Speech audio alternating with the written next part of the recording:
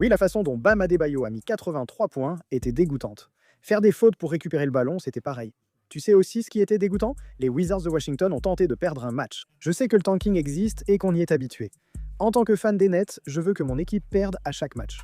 C'est à 100% la bonne voie pour leur franchise à l'avenir. Mais si tu veux t'énerver parce que le Heat cherchait à battre un record et faisait des choses qu'ils n'auraient pas dû faire, alors tu dois probablement aussi t'énerver parce que les Wizards voulaient perdre le match. Et à ce moment-là, quand une équipe arrive à un match de basket professionnel avec pour objectif de perdre, je pense qu'il est facile de dire logiquement que toutes les règles ne tiennent plus à ce stade. Le 8 pourrait faire faute à chaque action pour récupérer le ballon et permettre à BAM de marquer 100 points si leur objectif est de perdre et celui de l'autre équipe de faire marquer BAM.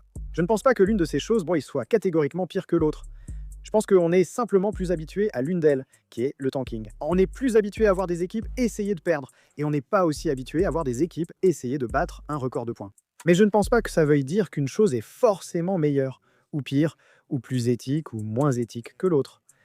Je n'aime pas la façon dont le hit y est arrivé. Je n'aime pas les fautes intentionnelles en fin de match, mais je reconnais aussi que mes préférences que pour les équipes qui tankent comme stratégie de construction d'équipe correcte se voient un peu quand je me sens un peu mal à l'aise avec la façon dont Bam a obtenu le record. Je ne suis pas vraiment gêné par les équipes qui essaient de perdre intentionnellement des matchs de basket chaque soir en NBA.